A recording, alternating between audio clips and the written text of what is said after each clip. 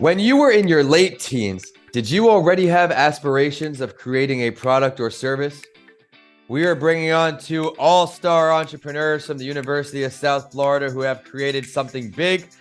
Big shout out to Ali over at Planet Smoothie here in downtown Tampa, Florida. That's where I met one of today's guests.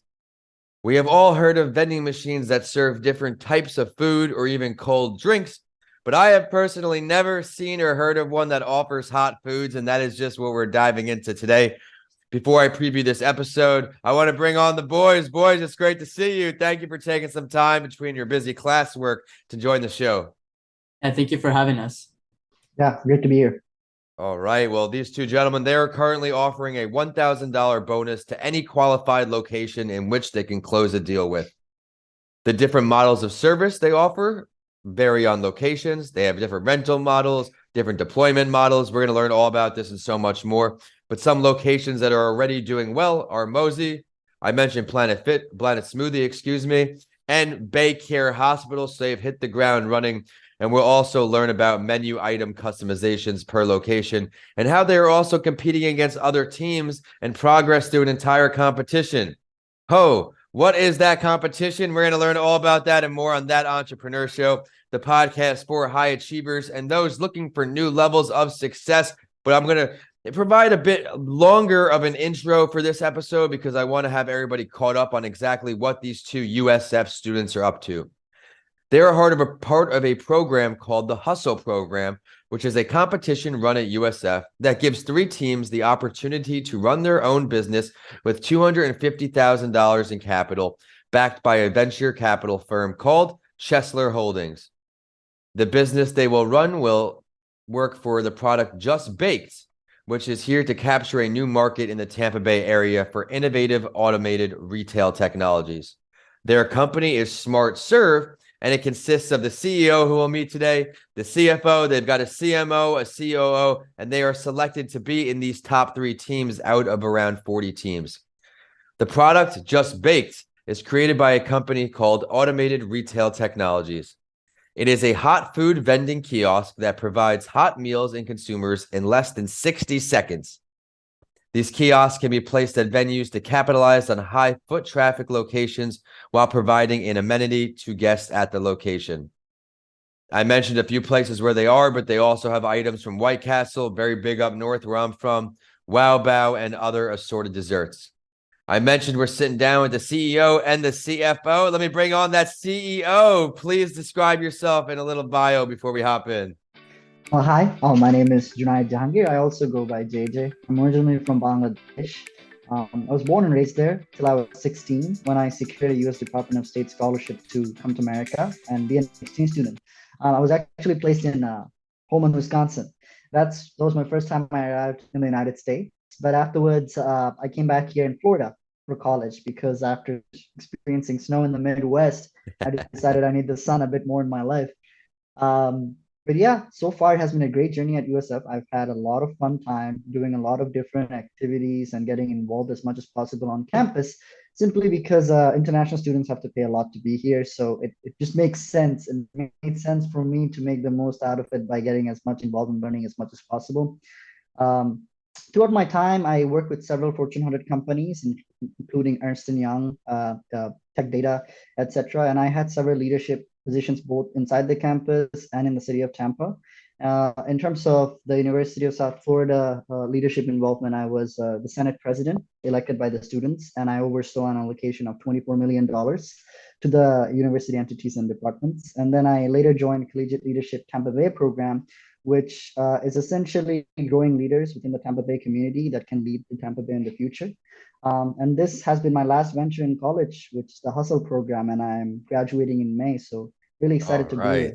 Well, congratulations on the early graduation. Congratulations on all your early success. But now, before we dive into the show, let's bring on that CFO. And this is the gentleman I met over at Planet Smoothie. I had gone in with a few other Tampa entrepreneurs. We were doing some old-fashioned door knocking. And from that door knocking is when I met today's guest, Ali. So Ali, let's hear a little intro from you. So hi, I'm currently a junior at the University of South Florida, and I'm currently majoring in finance and econometrics / quantitative economics. And I also have a minor in entrepreneurship.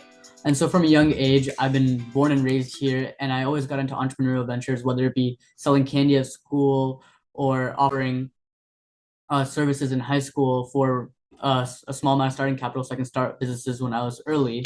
I also worked on EHR systems for hospitals as well as investor management software for real estate developers. And now this is like my latest venture. I'm working on JustBaked for automated retail technologies. And I've always been in a variety of industries. I've worked in apparel brands, healthcare, insurance, finance. So I have a wide range of experience, and I love seeing businesses that can scale and that can offer efficient processes for their consumers or other businesses.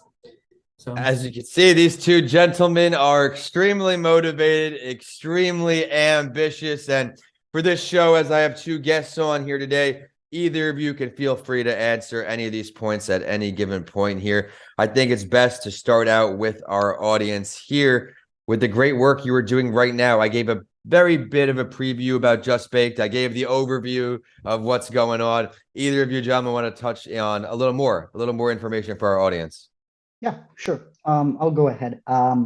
Well, Hustle and JustBaked, it's important to make the distinction between the two. Hustle stands for helping undergraduate students tackle leadership and entrepreneurship. So the program, backed by a venture capital firm, invested $1 million within the USF, MUMA College of Business, and it turned into a program. And the purpose of the program was to select the top two teams, endow each with $250,000 that they will then use to run the company called JustBaked. Essentially, we're in the management position of developing and running a business from the ground up, and it's a very new product, which is the JustBaked, which produces hot food within a minute. And we had 25 teams competing, 126 students total, and there were several phases throughout the competition, and each phase, different teams were getting weeded out. It was individual interview, resume review, group interview, and finally our presentation that consists of our overall strategy in terms of finance, marketing, operations, how we plan on building the business, and what our goals are after a 4-month period. Well, it was during finals week, so the whole entire team everyone was really stressed out. I actually called Huzefa the day before the deadline of the program because two of my team members dropped out, and Huzefa was the first one that came to mind because of his experience and skill set. And from that call, I called two other people and we jumped into the competition. It was very rigorous, especially because we had finals going on, but we somehow pulled through. A lot of us had to pull all-nighters and stuff, lots of energy drinks, but ultimately it paid off. We were one of the top teams that were selected. The judges had a lot of faith in our presentations and our ability to run the company. And the competition ended up being a lot more competitive than originally presumed to be, which resulted in 3 teams getting selected instead of 2. So now we're in the 4th month of the program. And ultimately, what the program is trying to see that if I give a group of business students $250,000 and I give them a product, are they able to work with the capital and the product to develop a business and serve the community? And we're in our 4th month of the program. Both of the teams we are competing against, we have to respect them. They're always on the grind. They're doing great things. They keep us pushing. But it was very difficult at first. But now, honestly, after the 4th month, we feel a lot more confident. Deals are moving a lot more smoothly. And we are getting excellent reviews from customers who have been trying our JustBaked machine placed in BayCare Hospitals, Planet Smoothie, and other locations. I love it. I love it. And I can't wait to hear about how you all win just soon enough. I hope to get that text message from you. Anything else you want to touch on before we switch topics? The other teams are giving us a run for our money, especially like one of the biggest challenges was getting our name out there and getting businesses interested in our kind of product. And that's why we wanted to offer terms. We're so confident in this product that we would pay for all expenses to install these products in these high traffic locations, because there's been 7 years of testing to get this product just right. The software, the hardware, the food, the outsourcing, the distribution, everything is perfected for this product. And that's why, since we want to finish out this competition strong, we had mentioned earlier that we are offering $1,000 bonus to any of these locations that are willing to accept their product and take that risk on us, even though we handle a lot of the risk itself.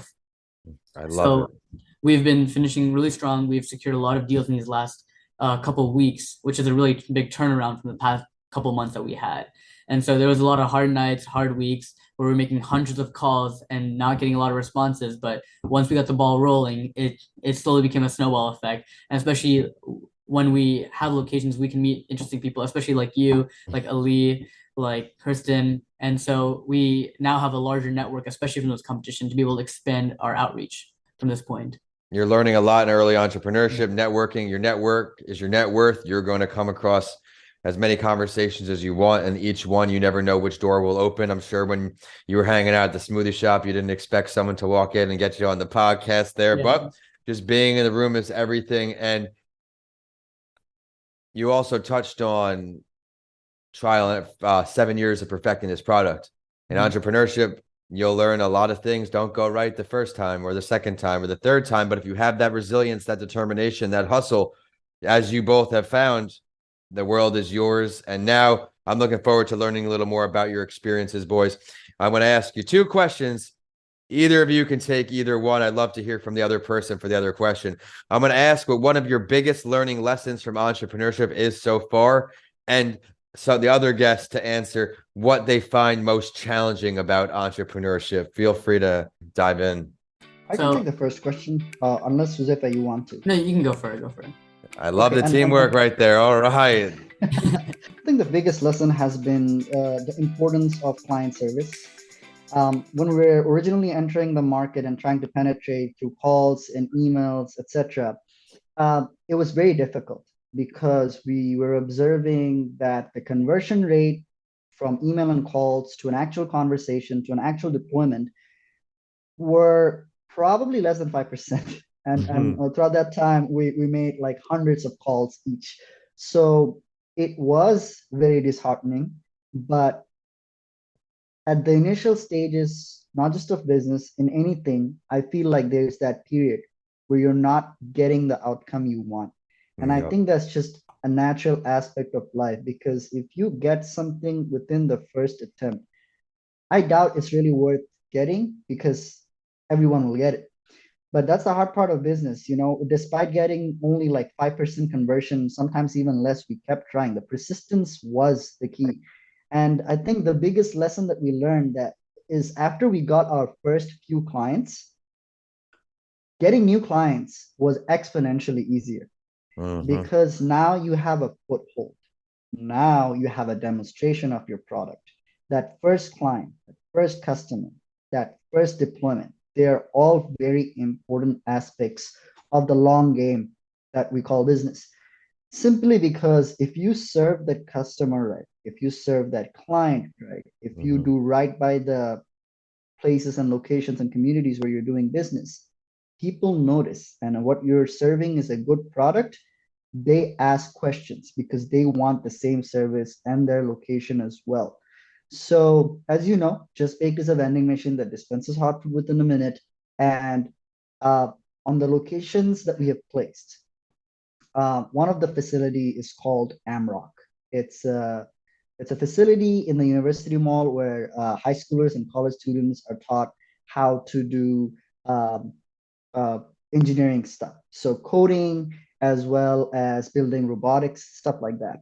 And, when we decided to place it there, we weren't very confident about how much sales we're going to make. However, a few things aligned with us. That number one, we're serving to students that are learning something. So that was a great cause for us. And number two, we were actually like dedicating our time and effort to build a relationship beyond the monetary need with the client where we placed our device. And we provided as much and as quick service as we could, their queries as well as requests. And they were very pleased with it. And that resulted in them referring us to many other places, as well as any other location owner that comes to that place, sees the machine and asks about it.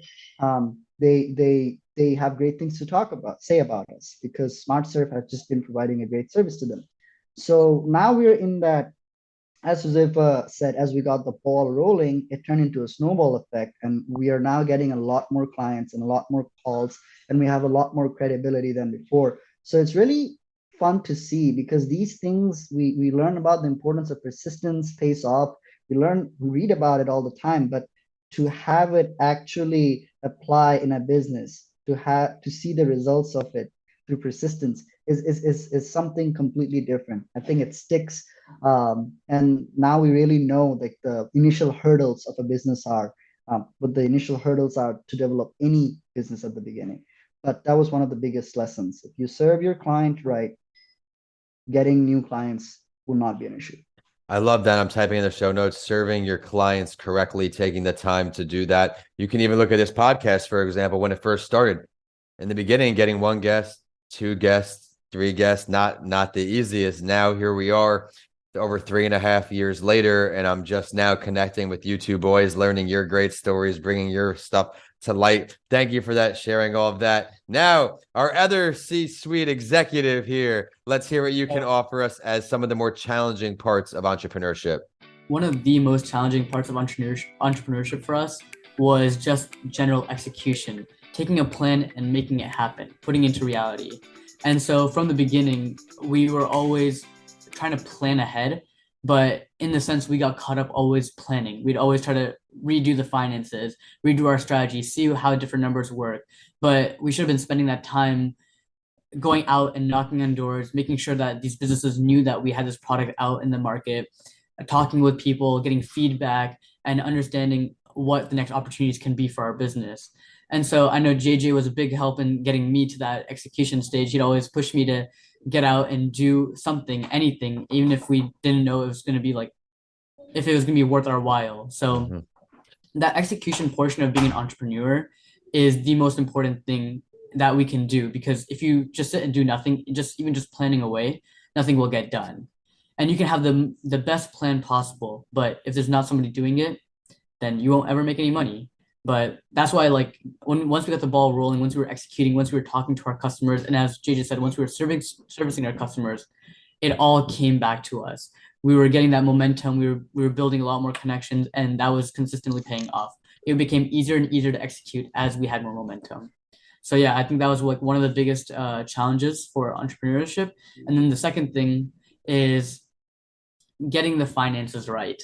So we always saw in the beginning of the startup stages, it was really difficult to see how we were doing because there's just such a big money hole when you're investing a lot of time and money into a startup. So for us, understanding which portions of the finances were important to look at and to see how we can optimize specific numbers, how we can make the finances work. That was also another big challenge for us when we were showing a board of directors how we were doing, when we were showing businesses how these machines can be performing. Those were some of the most important things on entrepreneurship, because it's all about making money. It's all about providing a service and providing value for the community, and the finances helps us see that. I love the advice there too. These are all things that we don't necessarily think of right away. We have an idea, we want to start doing it, but there's a lot of back end work. It's not just creating a product. You mentioned 7 years to create that product, but now we didn't even touch the surface of securing the financing, securing the customers. These are all things that we know we have to do because we're business minded, but they don't come to light. And then, okay, now we know we have to do them, but how do we do them? I think you're both creating a lot of awareness, and I hope your entire Hustle program tunes into this because they can get a lot of value-filled information with this. And now I think it's a great time to hop into the spotlight story. Everyone, be sure to scroll down in the show description, follow this article from Lehigh. It talks about what entrepreneurial mindset student perspective can give us.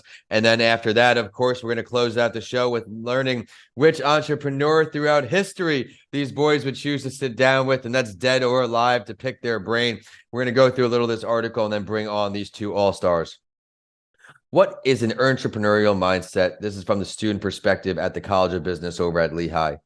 Music industry startups, late night food in a college town, exploring the connection between video games and sports, innovative marketing strategies, photography businesses, all while trying to pass their classes. The college students are brimming with entrepreneurial ideas these days, but for these students, entrepreneurship is so much more than a single innovative idea. Research has shown that having the right mindset is key to successful leadership. Lehigh at the NASDAQ Center spoke with student entrepreneurs across the country about entrepreneurial journeys, and 5 critical attributes emerged as vital to their success. These attributes are uncertainty and ambiguity tolerance, resilience, opportunity recognition and exploitation, mistakes and failure competence, and value creation. I'm going to touch on 2 of these, then we'll bring back our guests to see their takeaway overall. Mistakes and failure competence. Shortly after starting his restaurant out of a residence hall on Lehigh's campus, Awalabi received a call from Lehigh Resident Services telling him that he is not allowed to operate LJ's Midnight Munchies out of his building. The student said that since the company was at such an early phase of development, it would have been easy to call it quits on the business right there, but he finished his classes for the day and proceeded the next 2 hours to walking around the neighborhood, searching for kitchen space to rent out. Quote, "You can either look at problems as the end of the road or find the solution. I've made a lot of errors. I've lost a lot of money, and I've learned from that. I realized that I will never lose until I quit. If I just make small, minor errors, that's an opportunity to learn and grow." And then also value creation. Cower said she was introduced into the entrepreneurial world by her first internship with NASDAQ Entrepreneurial Center. During this experience, she was tasked with student outreach and was struggling to recruit student applications using a traditional email strategy. She redesigned her approach by creating a Canvas campaign that specifically targeted students like herself, which drove over 40% of student applications. Quote, "I realized that I may not have the same education level as my managers or my peers, but there's a lot of input that I can bring from my own experiences. The baseline of what you do as an entrepreneur is creating value for people." Who said serving the community motivates to continue with his business. Touched on a few great points there, boys. Either of you can hop in and give your feedback. I think the first point that you mentioned, despite coming across a very unfortunate incident, the person, instead of quitting or taking the day off to relax, went out to figure out how to solve the issue that he's facing right now.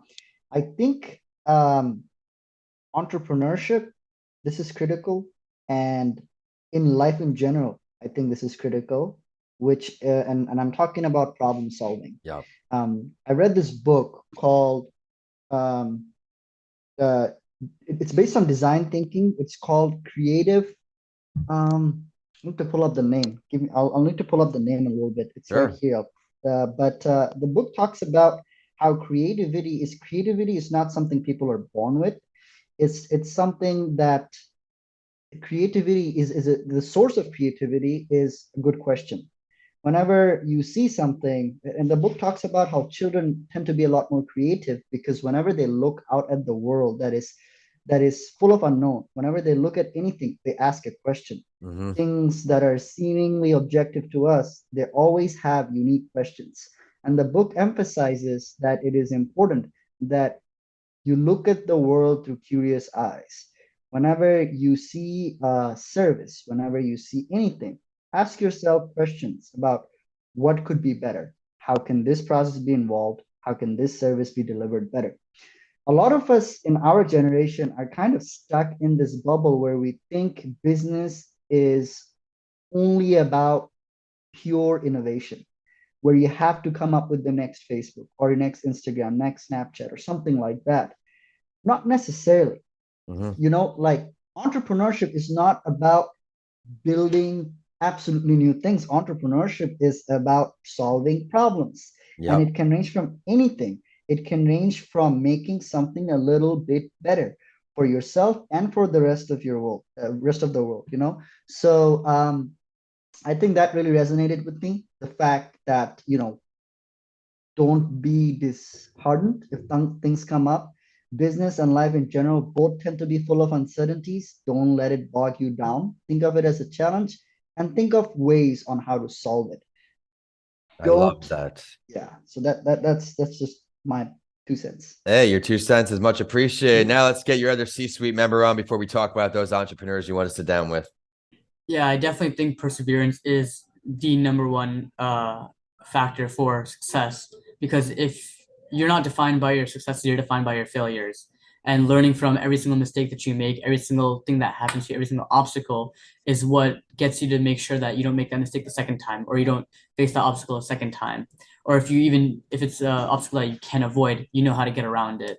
And so I think people that make mistakes, it builds their character, it builds their skills that they need to succeed as an entrepreneur. I think you're both following these values and all of these areas in the articles discussed very well. Yeah, sorry to interrupt. I just wanted to let you know the name of the book. It's called Creative Confidence. I encourage everyone to read it.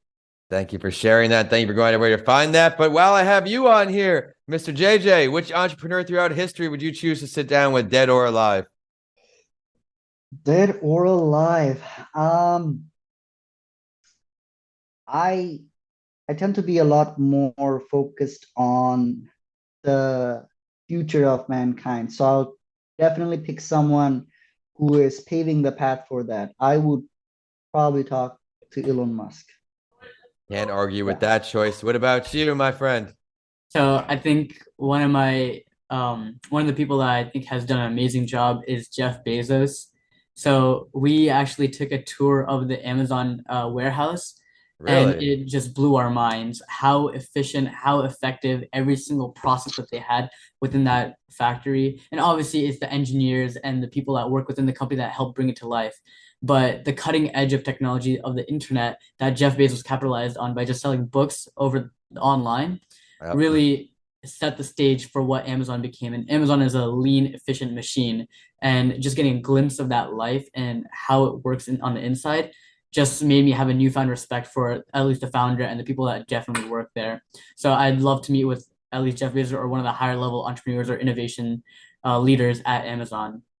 All right. Well, thank you both so much for taking the time to record this with me. I look forward to publishing it. Where can we find more about the company, more about everything you both are involved on, including both personal socials? Josefa, go ahead. So yeah, you can find our company website at justbakedtpa.com. That's our personal team website. For if you want to become a vendor, you can apply through there. And my personal socials are huzefa.johar on Instagram. And you can just look up my name on LinkedIn. You'll find me pretty easily. I'm usually the first search result, but those are about the socials that I have. What about you, JJ? So I don't tend to be on social media a lot, so I'll just share my LinkedIn. My LinkedIn is my full name, which is Junaid Jahangir. Um, you can find me on LinkedIn. Our website, we actually have two websites operating. One of them is called www.justbakedkiosks.com, and another one is justbakedtpa.com. So whichever you prefer. But you have our LinkedIn contact information. Hopefully, you'll be able to provide our email information when you release the podcast as well, right? Absolutely. I'll put that in the Yeah. episode description for you. Yeah. So if you are a location owner, if you are a business owner, or you work at a facility where people spend a lot of time, even in residence hall, people spend a lot of time, and you want to facilitate a quick access to food for those residents or your customers or clients, please reach out to us, and we would love to deploy a Just Baked kiosk at your business. Just a quick reminder, it's completely free of cost to you. We take care of all expenses associated with operations, restocking, delivering, and electrical setup. So if you want a free kiosk that serves your customers and residents and makes their day, please feel free to reach out to us. And if I it's love closed it. before May, if the deal is closed before May, that's when we offer the $1,000 bonus for placing it to whoever closed the deal with us. I love it. Well, thank you both so much again for taking the time to come on in between your class schedule. Be sure to head to those websites, email these boys to reach out. And the show is at That Entrepreneur Show and at Vincent A. Lancy on all social media. Be sure to head to YouTube at Vincent A. Lancy to check out some behind the scenes video clips from this show. And with that, we are all signing off this time in Tampa, Florida. Boys, have a great night. All right. Thank you. You too. Thank you. Take care.